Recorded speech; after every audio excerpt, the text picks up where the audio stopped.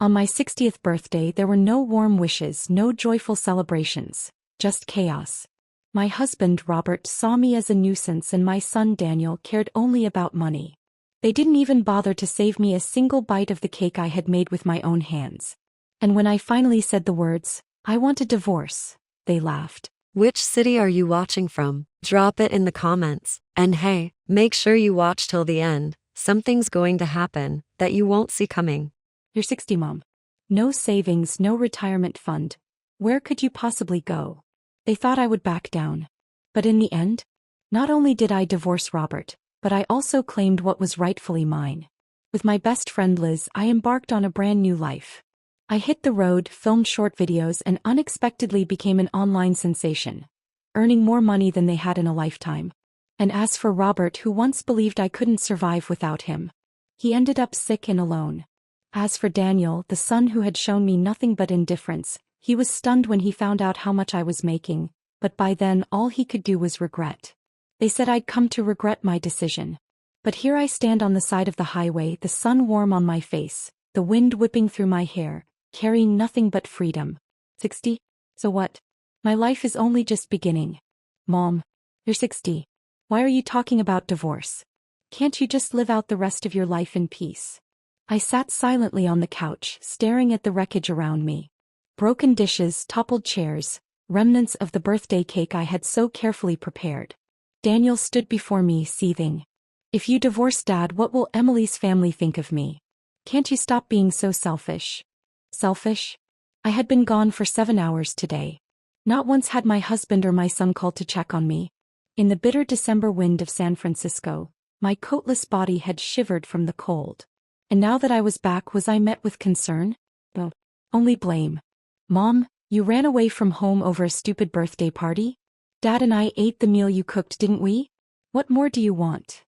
Robert rose from the couch, his voice dripping with disdain. So, you finally realized you've got nowhere else to go? Quit standing around and clean this mess up. And your shoes, leaving them everywhere, making the place filthy. You've ruined my whole damn day. I looked at him, my fingers unconsciously tightening around the hem of my sweater. Not once did they acknowledge that today was my birthday. Not once did they care that I had wandered the freezing streets for hours. Not once did they ask if I was okay. They didn't care. About anything. And the cruelest part? They had forgotten. They were the ones who had overturned the table and thrown me out. I lowered my gaze to my wrinkled hands. A chill settled deep into my bones. You really think this is a good life? Daniel's face darkened. He exhaled sharply, his tone slightly softened. Come on, Mom. It's late. Everyone made mistakes today. Let's just drop it, okay? I took a deep breath, my voice calm and unwavering. I want a divorce. His expression shifted in an instant, his eyes flashing with disbelief. Robert shot up from his seat, jabbing a finger at me, his face twisting in fury. Divorce? Fine. But where the hell do you think you're gonna go? You're 60. No savings, no pension. How are you gonna survive without me? Daniel scoffed. Yeah, Mom. I just started working. I can't afford to support you. Yesterday, I might have locked myself in the bathroom and wept in silence. But today I just felt numb. You don't have to worry about me. I'll be just fine. I just want out. 30 years of marriage. No job. Every penny under Robert's control. And every word out of his mouth sharper than a knife. If it weren't for me, you'd be homeless. Look at yourself, short, plain, can't even cook properly. An old woman like you. No one would want you but me. Once I would have swallowed the pain and told myself to endure. But tonight I simply met his gaze. Silent. Unmoved. Robert hadn't expected me to show no reaction. He faltered, his anger momentarily caught in his throat before he slumped back onto the couch, face dark with frustration. Daniel still couldn't understand. Mom, seriously? Over a birthday? Is that really worth all this? He let out a sigh, rubbing his temples. Fine. Then how about I throw you a party tomorrow? Will that make you happy? I looked down at the shattered remains of my birthday cake. Was it really about the birthday? Maybe. But it was also so much more than that. Last week, Daniel suddenly told me he wanted to throw me a birthday party. I could hardly believe it. In 60 years, this was the first time someone had ever suggested celebrating my birthday. I was so thrilled that I couldn't sleep properly for days, constantly thinking about what to prepare.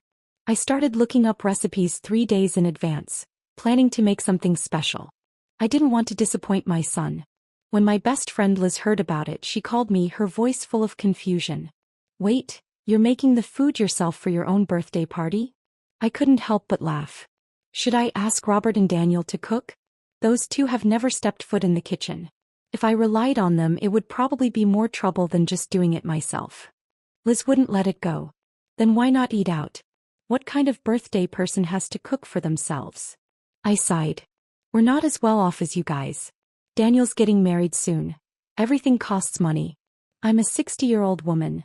It's not like I need to go to a fancy restaurant to celebrate. When Liz heard this, she immediately offered to pay for everything so I could enjoy the day. I kept refusing, and only after some coaxing did she reluctantly give in. Honestly, I didn't care how the birthday was celebrated. As long as they remembered, I would be happy. This was the first real birthday I'd ever had in 60 years, and it was Daniel who had initiated it. I was so happy that I couldn't even sleep. At 4:30 in the morning, I got up to start preparing. I moved quietly, careful not to wake Robert. But he still stirred, frowning as he glared at me. "Did I wake you?" I asked, a little embarrassed but with a hopeful glimmer in my heart. After more than 30 years of marriage, I had hoped the first words he would say to me when he opened his eyes would be, "Happy birthday." But instead he just turned over and lazily muttered, "Why are you making a fuss so early? If you're not going to sleep, can't you at least let someone else sleep? Can't you be more considerate?" I was stunned. I froze for a few seconds, then remained silent. After all, it was my birthday and I didn't want to argue. I tried to shake off my disappointment and headed to the store, buying Daniel's favorite steak and potatoes.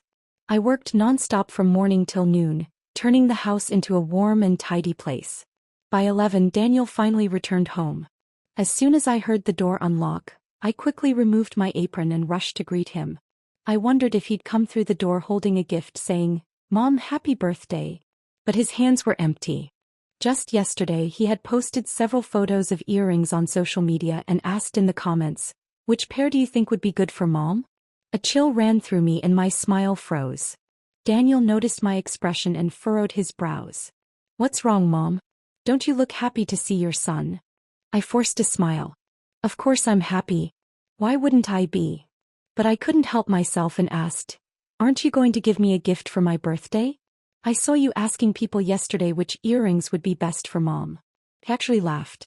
"Mom, you didn't think the earrings were for you, did you? I'm going to Emily's house tomorrow and I'm planning to give them to her mom." I froze. "That gift wasn't even for me." He went on, "Mom, you've always been frugal. You don't need things like this. Besides, Emily's mom is beautiful. Jewelry looks better on her. You're more suited to a kitchen apron." He paused, then added with a grin, "Or maybe I should get you some dishwashing gloves instead. How's that?" He genuinely thought I didn't deserve a bouquet of flowers. I looked down at the sink where I was washing vegetables. The water reflected a face full of wrinkles, sagging skin at the corners of my eyes, and more white hairs woven into my locks. In my son's eyes, I was nothing like Emily's mom. I didn't deserve to receive a thoughtful gift. I had spent the entire day preparing a birthday feast. 8 dishes, every single one of them Daniel's favorites. Appetizers, steak, roasted vegetables, and even a big pot of New England clam chowder that I had painstakingly learned to make just for the occasion. I had even researched plating techniques to make sure everything looked perfect. As Robert passed by the kitchen, he glanced at the table and scoffed. "Is all this really necessary? It's just a birthday." I ignored him and kept working. This was the first real birthday of my life. I wanted it to be worth remembering. By the time I placed the final dish on the table and wiped the flour from my hands, I was filled with anticipation. I picked up the small cake I had made for myself, ready to finally sit down and enjoy the moment. But then I froze. The table was nearly empty. The food I had spent all morning preparing had been devoured, leaving nothing but scraps. Daniel glanced at the cake in my hands and frowned. "Mom, that's it? You spent all this time and this is all you made for yourself?" A chill crept into my heart as I turned to look at Robert, only to find the same expression of impatience on his face. But this was my birthday. My first real birthday. I wanted to at least look back on it and remember something happy. Forcing a smile, I tried to joke. Hey, wasn't this supposed to be my celebration? The birthday girl hasn't even sat down, and you two have already stuffed yourselves full. I thought it was harmless. Just a light-hearted remark. But Robert's expression darkened instantly.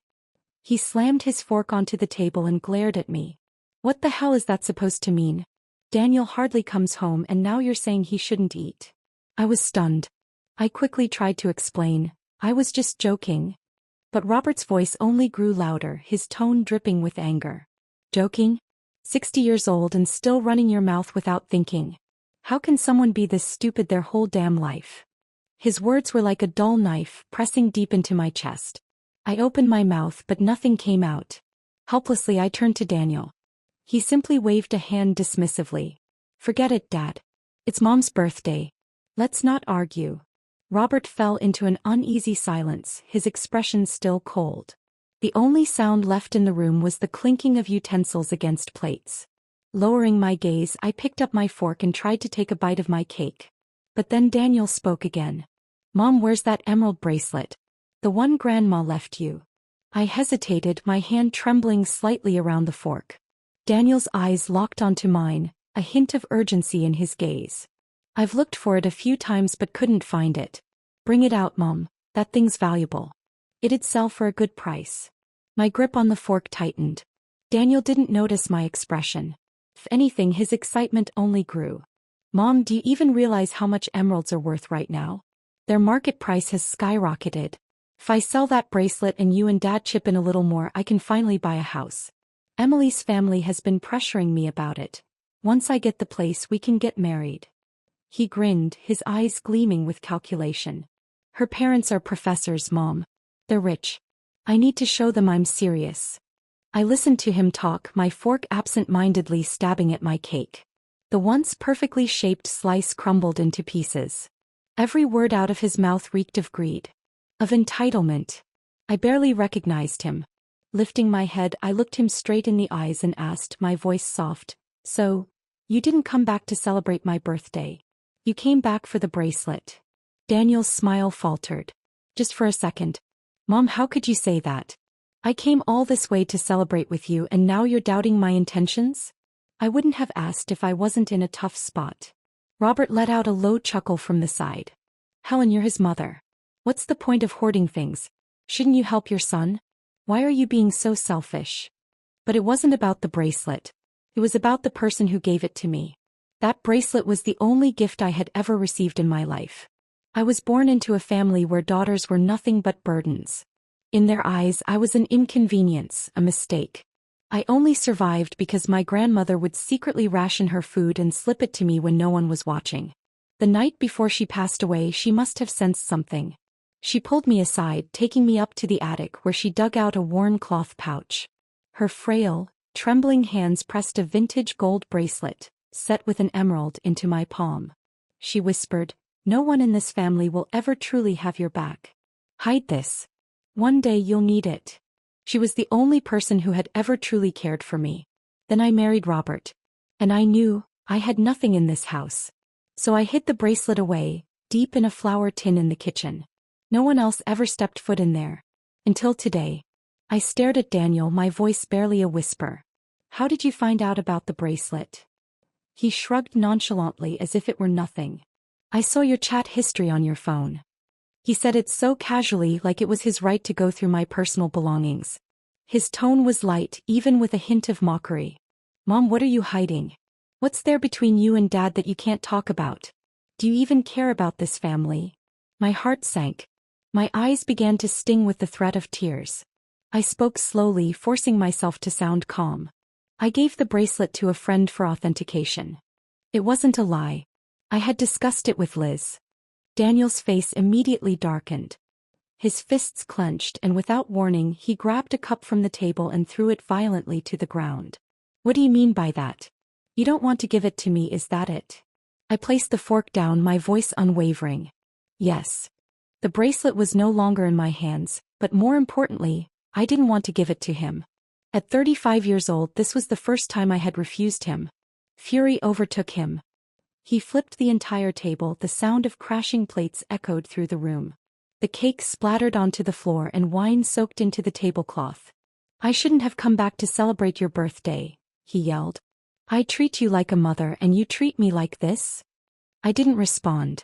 My world was spinning and all I saw was the wreckage. Robert's voice cut through the chaos. Helen, what could you, a housewife, possibly need to spend money on? What's the big deal over a cheap bracelet? Daniel quickly followed up with a threat. Just tell me yes or no. Think carefully. I need this money now. If you don't help me today when you're old, don't expect me to take care of you. I won't give you a single cent. Robert sneered, mocking me. Did you hear that?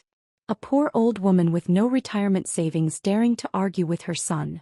They spoke like it was the truth, but was it really? I didn't have a retirement fund. When I married Robert, he told me, you don't need to work. I'll take care of you. Just manage the house and take care of the kids. I believed him. Back then, I naively thought it was a promise. But now I had no pension, no savings. I might even lose the right to claim Robert's Social Security benefits when he retired. Every time we fought, he would mock me mercilessly. If it weren't for me, you'd be a beggar by now, starving on the streets. And if I dared speak up, he'd always have a cold, cruel response. Women like you who stay home washing clothes and cooking meals are everywhere. I could easily trade you in for a younger woman. What man would want you after a divorce with a son to raise? And your son still needs to go to school. If you don't take care of him, I won't. So I endured. I endured until my son went to college, and then when I turned 40, I decided to look for a job. But a 40-year-old woman, what else could she do but wash dishes at a restaurant? The pay was pathetic, but I took it. I wanted my own insurance. I wanted a sense of security. I had always longed for my own retirement fund, something like Robert's steady Social Security income, so I wouldn't have to depend on anyone. So I started saving, planning to open an IRA, put some money aside for retirement. But just when I saved enough to open my account, Daniel called. Mom, we're taking a trip before we graduate. Everyone's going and I don't want to miss out. Can you help me with some money? I hesitated but told him I was planning to put that money into a retirement fund, to secure my future. He laughed on the other end of the line. Mom, you're saving for retirement? I'm about to graduate and when I get a job I'll take care of you. You can spend as much as you want. I was touched. It wasn't about needing his money but just knowing he cared at least a little. So I sent the money telling myself I'd save later. But the following year he called again. Mom, I'm thinking of going to law school. The tuition's expensive. Can you help me out again? I wavered once more, sending him the money. After all, there was still time. But year after year there was always something new. A new city to move to, a new certification to pay for, a government job application. Every time he'd say, Mom, this is the last time. But there was never a last time. This year I turned 60. The restaurant had stopped hiring me to wash dishes long ago. Young people worked faster, more efficiently. Me. I had long missed my chance to save for retirement. At that moment, standing there, I realized something. Daniel had completely forgotten the promise he made when he graduated, that he would take care of me. All that was left was a cold, indifferent threat. I won't give you a single cent. Tears welled up in my eyes. I looked down at my worn-out shoes, a size too small, chafing painfully against my heels. I had spent my entire life compromising, making sacrifices for them, but those sacrifices had never meant anything to them. I lifted my head and for the first time in my life I spoke without hesitation. I want a divorce. I refuse to live like this anymore. Robert shot up from his chair, his face turning crimson. Say that again. You ungrateful old hag. I scold you a little and now you dare bring up divorce? Get the hell out of my house. I didn't hesitate. I turned and walked out the door. But where could I go? This house was Robert's. The bank accounts were in his name. Even my credit card was an extension of his. I had spent my entire life in this home, yet the moment I stepped outside I realized I had nowhere in this world that was truly mine. I had no choice but to call Liz. She picked up after a few rings. The moment she heard my hoarse voice, she fell silent for a few seconds before letting out a soft sigh. Helen, I was just about to call you. I'm getting a divorce. Do you want to leave with me? Liz and I met at a community college's senior education program. It was a new initiative and the first few classes were free. I had barely been to school in my life, so when I saw the course list, art appreciation, beginners French, yoga. I couldn't help but feel a little excited. On the first day, I signed up for a flower arrangement class. The professor talked about balance, flow, and visual harmony, but I couldn't understand a word. I sat stiffly in my seat, too afraid to touch the flowers in front of me, worried I'd ruin them. Liz was sitting beside me. She noticed my discomfort and smiled warmly, patiently explaining how to pair colors, how to trim the stems. She was elegant, like a heroine from a movie. There wasn't a single wrinkle on her face, and she smelled faintly of jasmine. Even her nails were neatly manicured. She looked my age, yet she seemed to live in a completely different world. Those were the happiest 3 days I had had in 60 years. After the trial period ended, Liz signed up for several long-term courses. I, however, didn't enroll in a single one. Because I couldn't afford it. I didn't dare ask Robert. He would never allow me to waste money on something so useless. In my eyes, Liz's life was perfect. She was a college professor, financially independent. Her husband was a corporate executive. She had a brilliant, loving daughter. She never had to bow her head to anyone. Never had to scrub the kitchen until her wrists ached. Never had to cry alone in the middle of the night. Even her name sounded beautiful. Elizabeth Sullivan. She told me her mother named her after her favorite novel. Elizabeth. A name that symbolized wisdom and independence. Me. My name was chosen at random the day I was born. So when Liz suddenly told me she was getting a divorce, I was more shocked than when Robert threw me out of the house. I arrived at the hotel Liz had mentioned. On the way there, I had rehearsed countless words of comfort in my head, to the point that I almost forgot my own heartbreak. But when I opened the door, I was met with Liz's smiling face. She was holding a small birthday cake, its candles still flickering. "Happy birthday, Helen." I froze. The cake was delicate and beautiful, something I had only ever seen in TV shows, the kind young girls would have for their birthdays. In that instant, I couldn't hold back anymore. My nose burned and I threw myself into Liz's arms, sobbing uncontrollably. I cried for a long time before I finally remembered to ask, "Wait, didn't you say you were getting a divorce? What happened?" Liz handed me a tissue, still looking relaxed, even at ease. If she hadn't just told me about her divorce, I would have thought this was all just an elaborate setup to surprise me. She said it so lightly, as if it were just another conversation. Michael's first love came back. I found out they've been having dinner and watching movies together every week. He's been cheating. I widened my eyes, stunned into silence. I had met Michael before. Every time Liz and I finished our classes, he would come pick her up. When the weather was cold, he'd bring her a jacket. To me, he had always seemed like the perfect husband. I struggled to find the right words to comfort her. What did people usually say when a man cheated? "All men are like this. As long as he comes home, it doesn't matter." But looking at Liz, I couldn't bring myself to say those words. So instead I blurted out, "Michael is a piece of shit." Liz let out a surprised laugh. "I thought you were going to tell me, at our age we should just tolerate it." I scratched my head, embarrassed. If it were anyone else, maybe I would have. Liz raised an eyebrow. "Then what about you? After everything they've put you through, don't you want to leave?" I stared at the cake in front of me, silent for a long time. Then finally I whispered, "Yes, I do." 60 years. I was exhausted. I wanted for once in my life to live for myself. Compared to Liz, my divorce was much simpler. Robert never believed I would actually leave. He thought I was just trying to make him yield, to force him to lower his pride. Even when the court summons arrived at the house, he still roared with a red face, "Fine. Divorce it is. Who's afraid of who? You useless old hag, don't come crawling back begging for a reunion, because I wouldn't take you back even if you did." It was Liz who encouraged me to file for divorce. Before, I never dared to. Partly because I thought at my age getting a divorce would be humiliating. And partly because I had nowhere to go. No income. Not even a place to sleep. The house was Robert's. The bank accounts were Robert's.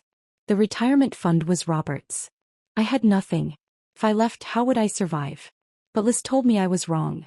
She patiently explained, "Helen, even if he was the one making money, it's still marital property. You have the right to half of it." I had rights. I could take half. The words rang in my head like a thunderclap. When the court began investigating our assets, I learned the truth. Robert had far more money saved than he ever let on. He had been hiding nearly $250,000 from me. And yet, even while I worked odd jobs just to buy groceries, he had kept his grip tight on every penny. In the end, under a fair ruling, I was awarded $65,000. For the first time, I realized I was worth something. When that divorce decree was placed in my hands, I felt as if a 1,000-pound weight had been lifted off my shoulders. I was no longer Robert's wife. No longer the woman who wasn't even allowed to celebrate her own birthday. As I walked out of the courthouse, I spotted Liz waiting at the entrance. Standing beside her was a young woman. I stopped in my tracks. "Emily." I turned to look at Daniel, and his face instantly lit up with joy. He rushed forward, nearly grabbing Emily's hands in excitement. "Emily, you came for me, didn't you? You regret breaking up, right?" Emily frowned and immediately yanked her hands away, her voice filled with disgust. "Came for you? Don't flatter yourself." Daniel froze, his ecstatic smile faltering for just a second. Emily's tone sharpened with anger. "After everything you lied about, you seriously think I'd come running back?" And just like that, everything clicked. The Emily that Daniel had been pining over all this time was Liz's daughter. As they argued, the full story came out. Daniel had lied to Emily about everything. He told her he was 28 when he was actually 35. He told her he was a government employee when he didn't even have a real job. He told her he had a villa when in reality the house he lived in wasn't even his. I had always wondered, why would a well-educated, successful woman like Emily ever fall for Daniel? Now I knew. It was all built on lies. Emily's eyes burned with disdain. "You really think I broke up with you just because your parents got divorced? Please. If you hadn't deceived me from the start, I wouldn't have even given you a second glance." Daniel's face turned an ugly shade of red. Grinding his teeth, he turned his fury on me, his eyes blazing. "So you divorced Dad? Fine. But why the hell did you have to ruin my chances too?" I looked him straight in the eyes and said word by word, "Do you even deserve marriage? If you hadn't lied, she wouldn't have looked at you twice." Daniel clenched his jaw, his breath coming in ragged huffs. He wanted to argue. But in the end he had no words. I turned away and walked toward Liz. Emily, standing beside her mother, gave me a small nod. There was a hint of gratitude in her eyes. Behind me, Daniel shouted, his voice dripping with rage. "Emily only looks down on me because I don't have money. But you just got $65,000 in the divorce. You owe me at least some of it. I'm your son. What, you think I'll take care of you in the future if you don't help me now? Keep dreaming." Robert chimed in coldly. "That's right. What, you actually plan to spend the money on yourself? You think it belongs to you?" I paused. Then slowly I turned around and met their eyes. Why shouldn't I spend it on myself? For 60 years I had always stepped aside for others. Not this time.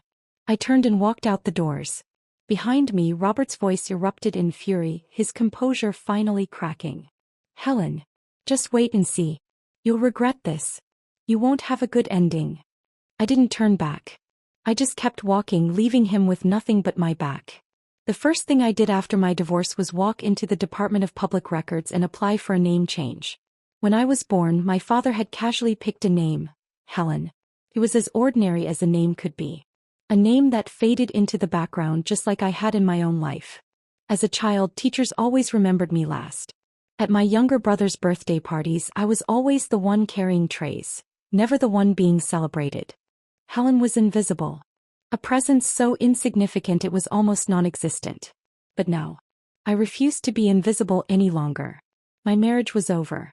I was no longer someone's wife, someone's mother, or the shadow of a man. I wanted to be me.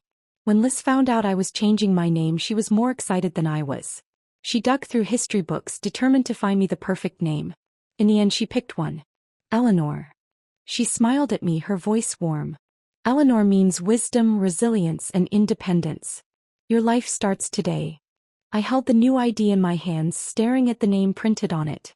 From this day forward, I am Eleanor. 2 weeks passed, but Liz's divorce wasn't going as smoothly as mine. Her husband, Michael, refused to let go. Even after she filed for divorce, he stood in court and insisted, "There has been no irreparable breakdown in our marriage." Under California law, if one party refuses a divorce, they must live separately for a year before the court can rule the marriage as irretrievably broken. I worried for her, but Liz didn't seem bothered at all. Instead, she spent her days happily browsing real estate listings from different cities, sending me dozens of links every morning. Which city do you like best? Tell me and I'll buy a place there. We'll live together. I was taken aback. What about you? Where do you want to go? She simply smiled, the kind of smile that hinted at a life already fully lived. It doesn't really matter to me. I've been to almost every city in the US. Before finalizing the divorce, I went back to pack my things. There wasn't much to take. Everything that truly belonged to me could fit into a single suitcase.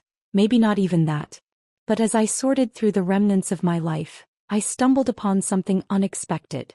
An old diary. I had completely forgotten I used to keep one. Flipping through the yellowed pages, I came across an entry from decades ago, written in careful, hopeful handwriting. Michael came to propose today. He said he couldn't give me the wedding I wanted yet. I told him it didn't matter. I'm just grateful to him, because now I can finally leave this house. I paused, my fingers tracing the inked words. So my marriage had been an escape all along. Another entry, the handwriting slightly messier, like I had been too excited to write properly. I can't believe Michael is moving to California for work. I never thought I'd leave this small town in my lifetime.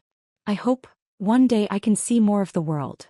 I sat on the floor, flipping through the pages, feeling a strange mix of emotions. So once upon a time, I had truly wanted to marry Robert.